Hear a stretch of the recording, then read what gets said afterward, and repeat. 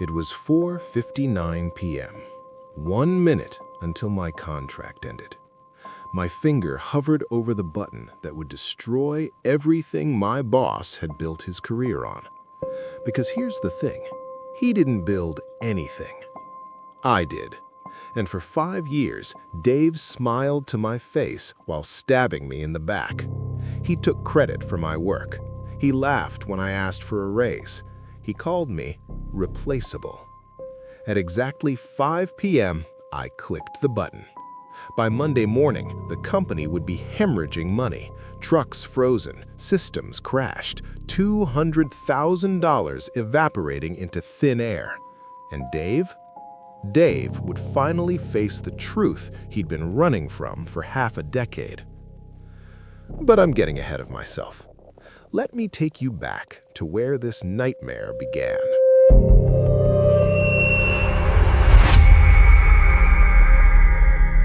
But before we open the files on this betrayal, make sure you're subscribed to Velvet Justice and have the notification bell turned on. You won't want to miss a single verdict. 5 years ago, I joined a mid-sized logistics company as a systems analyst. The job was simple on paper. Keep the trucks moving, keep the invoices flowing, keep the spreadsheets organized. But when I walked in on day one, I realized I'd entered a special kind of hell. Nothing was automated. Everything was manual. Employees spent entire days copying data from one spreadsheet to another like medieval scribes. The inefficiency was suffocating.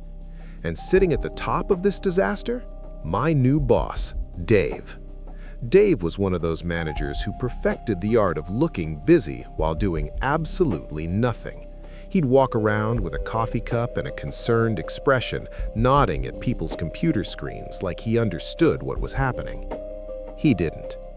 But Dave had one gift. He was a master manipulator, charming to upper management, ruthless to his team, the kind of man who'd throw you under the bus, then ask why you were lying in the street. I didn't see it at first. I was young, eager, stupid enough to believe hard work mattered. So I got to work.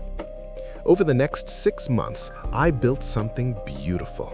A fully automated logistics system, custom scripts, API integrations, real-time tracking, automatic invoice generation, everything the company needed woven together like a symphony. It saved the company 40 man-hours every single week. 40 hours! That's an entire employee's salary we didn't need to pay anymore. The system was flawless. But here's where I made my first mistake. I built it on my personal cloud server. I didn't think twice about it. The company's infrastructure was garbage, and I wanted my system to actually work, so I hosted it myself and gave them access. When I presented it to Dave, his eyes lit up. Not with gratitude, with opportunity. 2 weeks later, Dave called an all-hands meeting. Upper management was there, the CEO was there, and Dave stood at the front of the room presenting my system as his masterpiece. "I've developed an automated solution," he announced, clicking through slides I'd never seen before. "This will revolutionize our operations."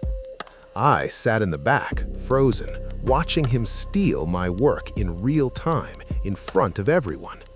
When the presentation ended, the CEO shook Dave's hand. "Brilliant work, Dave. This is exactly the kind of innovation we need." Dave looked back at me and smiled. I wish I could tell you I confronted him immediately, that I fought back. But I didn't. I stayed quiet, because I needed the job, because I convinced myself that doing good work would eventually be rewarded. I was wrong. A year passed, then 2, then 5. Every quarterly review, Dave took credit for his system. Every time the CEO praised our efficiency, Dave accepted the applause. Every time I asked for recognition or a raise that matched my actual contribution, Dave had the same response. "You're lucky to have this job," he'd say, leaning back in his chair. "You're replaceable. There are 100 people who'd kill for your position." That word, replaceable, It echoed in my head for months, until the day I snapped. I started job hunting, quietly, carefully. I interviewed during lunch breaks. I negotiated over email after hours. And 3 months later, I had an offer. Better title, double the salary, a boss who actually respected his team. I accepted. But here's the thing. I didn't just want to leave. I wanted Dave to understand exactly how irreplaceable I really was. So I planned. The plan was simple, elegant, and perfectly legal. See that automated system Dave had been taking credit for? It wasn't company property. It never was. It ran on my personal cloud server, using my API keys on my infrastructure. I had simply been providing free hosting and maintenance for 5 years, out of the goodness of my heart. But generosity has an expiration date. I gave my 2 weeks' notice. Dave was ecstatic.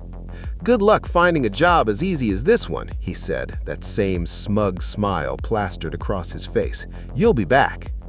I smiled back. "I don't think so, Dave." For the next 2 weeks, I was the perfect employee. I documented everything. I handed off my basic responsibilities. I tied up loose ends. But I didn't document the system. I didn't explain how it worked. I didn't leave any instructions. Because Dave had spent 5 years telling everyone he built it, so Dave could explain it. On my last day, at 4:55 p.m., I sat at my desk with my laptop open. The office was empty. Everyone had already left for the weekend. I opened the admin panel for my cloud server. I hovered over the button that would revoke all API keys and access tokens. My contract ended at 5 p.m. Legally, ethically, I had zero obligation to provide free services to a company I no longer worked for. The clock hit 5 o'clock. I clicked. I handed in my badge, walked out the door, drove home, slept like a baby. Monday morning, my phone started ringing at 6:47 a.m. Dave. I ignored it. 6:49 a.m. Dave again. Ignored. By 8 a.m., I had 40 missed calls from Dave, then his assistant, then the operations manager. Because at 6 a.m. Monday morning, when the logistics system tried to pull the morning routes, it hit a wall. Access denied. Trucks sat in parking lots with no route assignments. Invoices from the previous week couldn't be generated. Customer orders were in limbo. The entire company ground to a halt. And Dave would finally face the truth he'd been running from for half a decade. At 9:15 a.m., my phone rang again. Different number. The CEO. I answered. "We need you to turn the system back on." His voice was tight, controlled, barely containing rage. "Whatever Dave did to upset you, we'll handle it, but we need that system running now." I took a breath. "I appreciate you calling," I said calmly, "but I think there's been a misunderstanding. The system Dave built, or claimed he built, was actually running on my personal cloud infrastructure. Since I no longer work for the company, I've discontinued that service. I didn't delete any company data. I just stopped providing free server space." Silence. Then, "Dave told us he built that system." Dave lied. The CEO called an emergency meeting that morning. Dave was summoned, and in front of upper management, Dave was asked a simple question: "How do we fix the system you built?" Dave stammered, deflected, blamed IT, blamed the cloud provider, blamed everyone except himself. Finally, he admitted the truth. He didn't know how it worked. He'd never known. By Tuesday afternoon, Dave was fired. Not just for lying, for fraud. He'd accepted bonuses and promotions based on work he didn't do. The company's lawyers got involved. The damage? Over $200,000 in lost revenue, delayed shipments, and emergency contractor fees to rebuild parts of the system. Wednesday morning, the CEO called me again. "We need your help, not as an employee, as a consultant, name your price. I thought about it for exactly 3 seconds. $250 an hour, minimum 20-hour retainer. Done. I turned the system back on. I billed them for 40 hours. I walked away with $10,000 and the satisfaction of knowing Dave's career was in ruins. Here's the thing about credit thieves like Dave. They build their entire careers on sand. They think no one will notice. They think they're untouchable. But every castle built on lies eventually collapses. Dave thought I was replaceable. Turns out, he was the one who couldn't be replaced because he never actually did anything. The company learned an expensive lesson. Never let one person take credit for work they don't understand, and definitely don't treat your real talent like they're disposable. As for me, I'm still at that new job. Better pay, better boss, better life. And Dave? Last I heard, he's working retail.